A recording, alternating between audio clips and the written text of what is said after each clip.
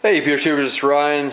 Welcome to my homebrew video. This is for the sjporr homebrew challenge.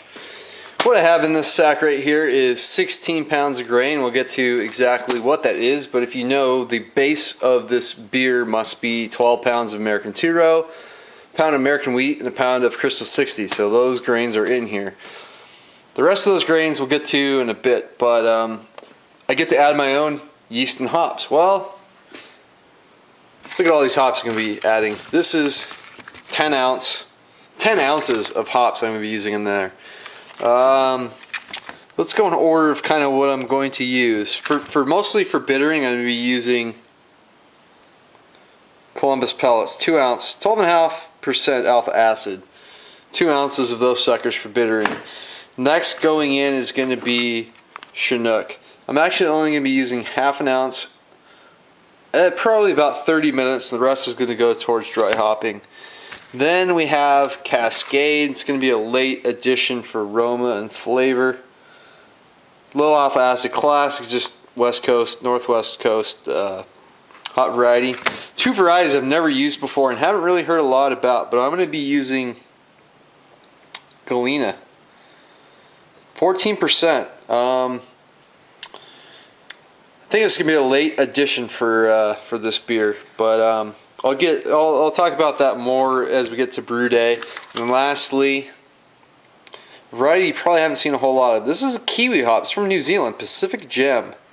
The character on this one is really interesting. It's also high alpha acid, but I'm pretty much going to be using these 2 ounces to dry hop, and there's a reason for that because of the character this hop variety has. So we're going to get to that. Next step, before we get to brewing day and all that, is making a yeast starter. So that's going to be the next step.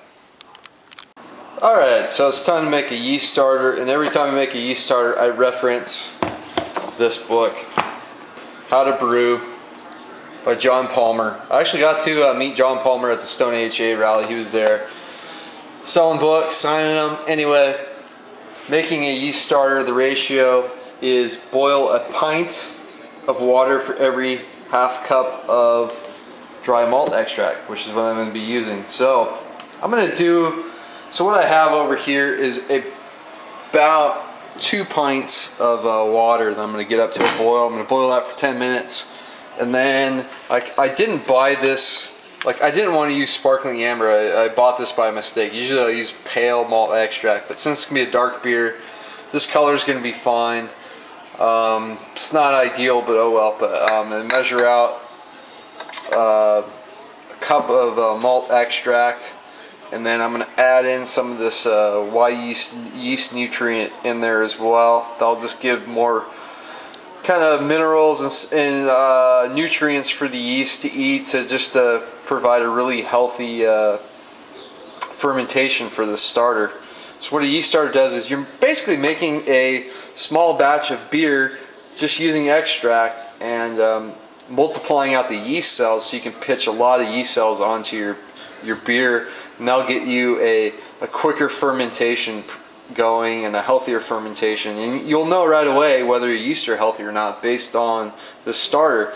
And what I do with starters is I'll just take a growler that I have, and that will be where my starter goes into. So right now I have this thing sitting full of a solution of I'm actually just using bleach.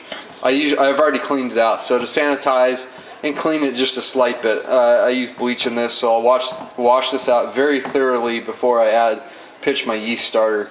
But I'll just put it in this. I'll just put some saran wrap on top with a rubber band, and that'll be it for my yeast starter. And then we are going to be using the White Labs 002. It's the English ale yeast. Hoping to get some nice kind of like fruity esters going with this one, but we'll see. Okay, so I just pitched in my first half a cup of malt extract into the pan there, and what you have to really be aware of is the boil over, because initially when you put the cool extract in, it's going to lower the temperature, and as you can see it's not boiling right now, but real quickly as you whisk that in, You don't want to clump the extract. You're going to get a very vigorous boil with that, so you got to be really careful.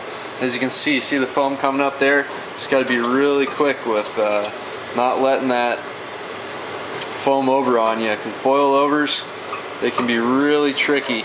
So you just got to be really careful about that when you're doing anything with extracts. So I'm going to take that off the heat, and I'm going to put my other half cup of extract in there. Okay, so everything's in there, that's boiling. What I did is I took a 1/4 teaspoon of my yeast nutrient and just pulled out a little bit of the wort there that was boiling away. And I'm just going to dissolve this in, get this stuff kind of, because this isn't boiling right now, just kind of get this nutrient blended in here. And then I'm going to dump it into the boil, and then we're going to let it go for 10 minutes just to get it nice and sanitized. And then we're going to cool it down as fast as possible. So got the nutrient mixed up. Going to dump that in here. Just make sure everything's kind of stirred around. Make sure that any residual extract that's on the measuring cup is kind of in there. So that's about as good as I'm going to get. And so now it's 2:09, and I'm going to let this go till 2:19, and then I'm going to put the lid on with a few minutes to go just to sanitize the lid, because once it's done boiling and cool it down, I want the lid on there, just keep everything kind of out. So I'm going to sanitize that lid by putting it on with a few minutes left to go. Okay, so now I got an ice bath going in my sink. We're taking this starter, this is now a wort, and we're taking this wort, we're going to cool it down as fast as we can, because if we don't cool it down as fast as we can, we're going to leave a temperature range, which is usually between about 80 and I believe 120, 140 degrees. Somewhere in that range is where bacteria really like to be. Bacteria love that temperature range. They love to reproduce there. So we're going to cool it down as fast as possible from boiling to a yeast pitching temperature, so we can avoid creating an environment that bacteria like to be in. So that's why we're cooling this down so fast. Plus we want to get it down to a temperature that the yeast like. So the faster we do that, the better. Okay, so on to the recipe. This is not the final recipe, but the grains are right. I'm kind of calling this a San Diego Black Ale, aka a Cascadian Dark Ale, aka a Black IPA, or a hopped up port, if you will. So as you can see, I have 12 pounds of American 2-row, pound of Crystal 60, pound of American wheat. What I added in, I was given a choice of adding 2 extra pounds of grain, so I decided to do half a pound of chocolate, half a pound of roasted barley, half a pound of oats, and a half a pound of Special B. That question mark can be crossed out. I use Special B. So Special B adds, I mean, you see that in Belgian doubles and quads. That adds a lot of that kind of prune, fig, plum character to a beer. And then the oats are going to add some creaminess. The roasted barley, obviously, it's going to add a lot of roast character. And chocolate malt, well, that adds chocolate. So American wheat's going to add a touch of like that kind of like citrusy, sour kind of character. Crystal 60 is going to add some nice caramel notes into the topping range. The American 2-row is pretty kind of like bready, biscuity kind of malt. So this is, I'm hoping what this beer does is just become a nice kind of a dark, hoppy beer with some like Belgian kind of double characteristics plus like porter characteristics and stout characteristics, trying to get them all together, try to make this as complex as possible. Okay, and the last step for my yeast starter, put it into the growler. I sanitize it. I have a bottle of sanitizer solution. I'm using Star San. Chris from Beer Nation did a great video on sanitizing everything, so that saran wrap stuff's sanitized rubber band. I stick extra down the center there, so when that puffs up, I know my yeast is active. And I just put it in this bucket, and I get the temperature around the mid-70s, somewhere in that range, so it'll sit there. It's going to cool down from that temperature, but anyway, just trying to get it sort of uniform temperature around it, get this yeast starter going. I mean, I've seen activity on yeast starters within like a few hours, so this one's gonna hopefully go pretty quick and be ready for tomorrow. Okay, so this is brew day. It is a windy, cold day out there, which is weird because our spring was going, we had spring-like weather until, well, today, the first day of spring. So, okay, so I have some water warming up. That's going to be for if I go under on my mash temp. And then in here I have the hot liquor, if you want to call it. Anyway, that's just the strike water. I'm going to get that up to about 175, 180. I treated the water with a Campton tablet, and so that's going to bind with the chlorine, get rid of that, and then I'll, right before we dough in, I'm going to add in the pH mix. Okay, strike water is almost up to temperature, but I figure while I do that, take a look at these grains before they go in the mash tun. What do you homebrewers, is that a pretty good crush? What do you think? This grain smells absolutely amazing. I'm getting chocolate, like raisins, and just a lot of, you know, oats and wheat kind of going in there. It's a really nice smelling batch of grains. Hopefully this beer turns out well.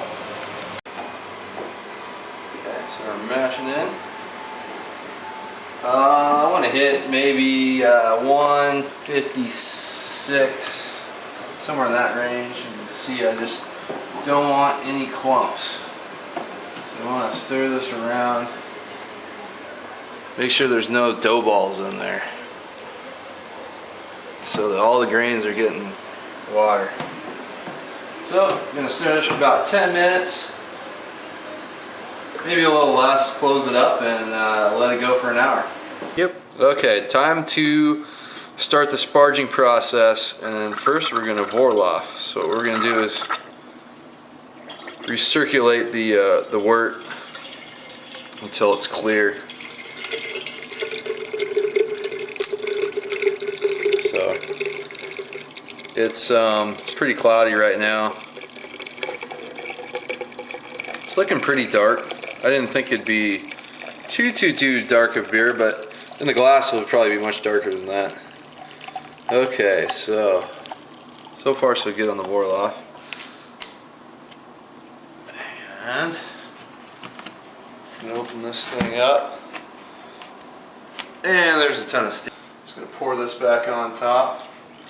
This is gonna be the first time I've ever batch sparged. So you can see how kind of cloudy that beer is.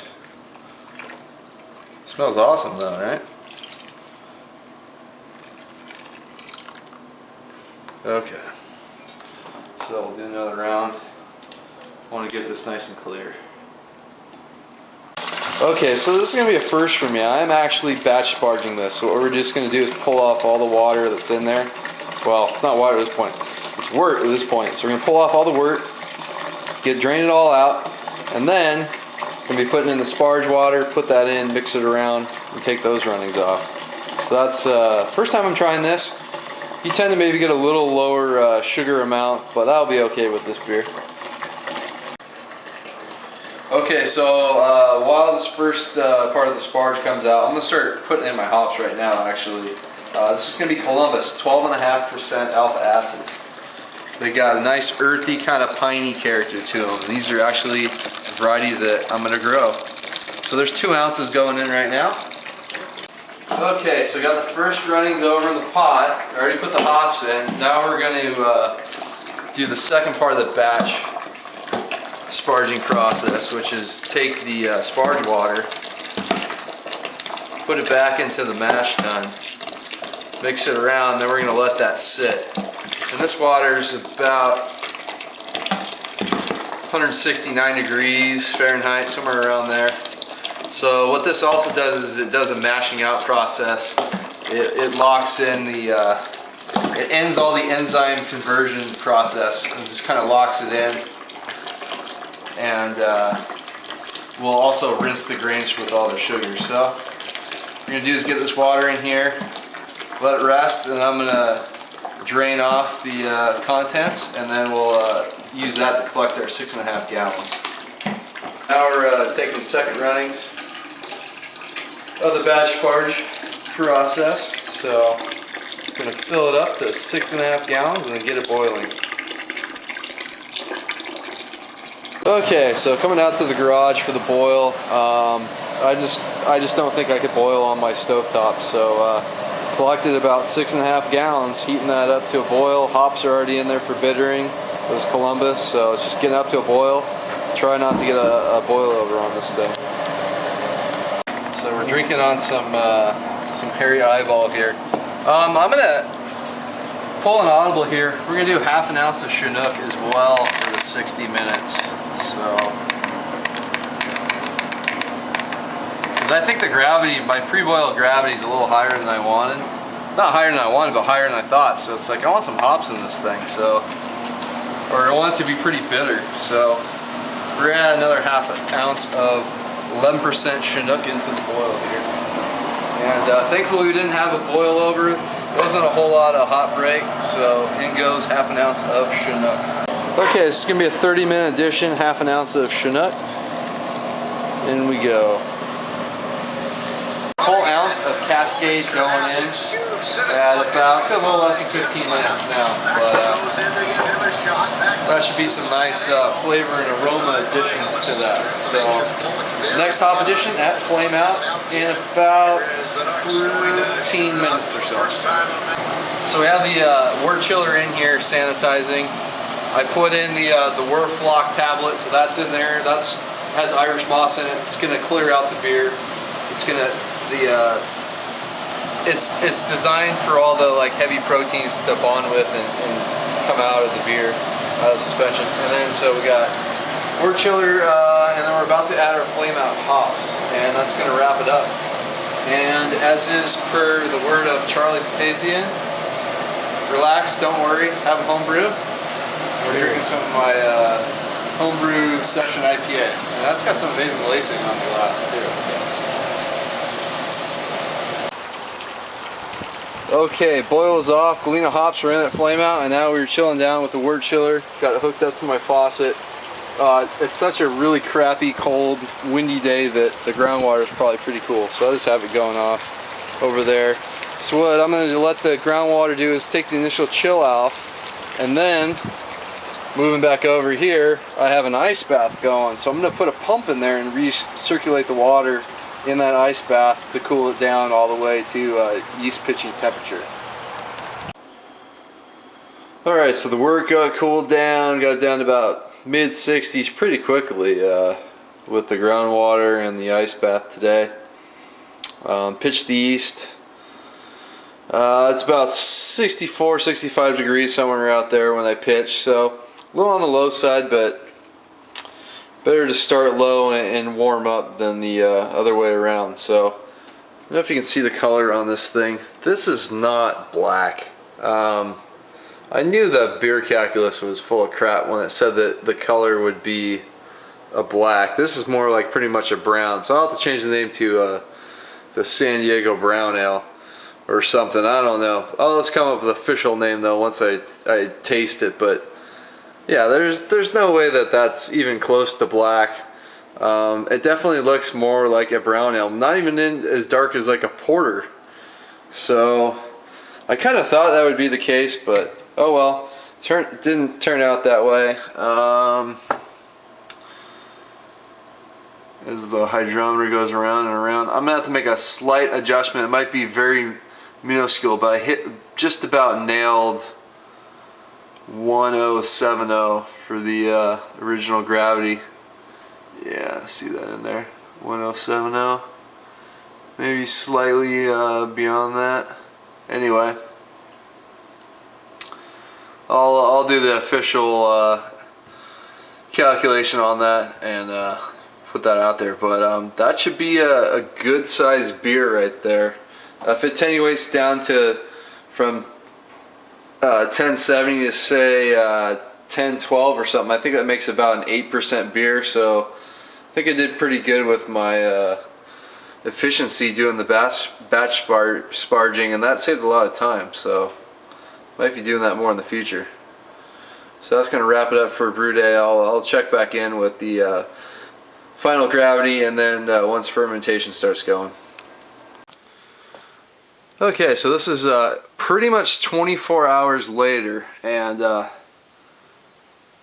the fermenter locked up here, getting a pretty good fermentation going on that. I pretty much pitched 7 o'clock on Sunday. This is now Monday at a little after 7. So I woke up this morning, it was actually going pretty good. So let me take the blanket off. I didn't, oh yeah, look at that. Look at the krausen already going on that. Hopefully the camera's focusing in. Maybe not enough light. Don't know. Anyway, yeah, that fermentation's gone. Let's feel this thing. It doesn't feel too warm, so it feels probably about right temperature for this thing. It wasn't a real warm day here, so I had the blanket on here. But yeah, so far so good with this. I don't even know what to call this. It's not a black ale, so I'm really not sure what I just brewed. I just hope it tastes good. So just gonna wrap it up for this brew day video. I'll post an update maybe when I dry hop it. That'll be the next step. I'm not gonna rack the secondary for this. Just gonna dry hop it, let it do its thing, and then bottle it up.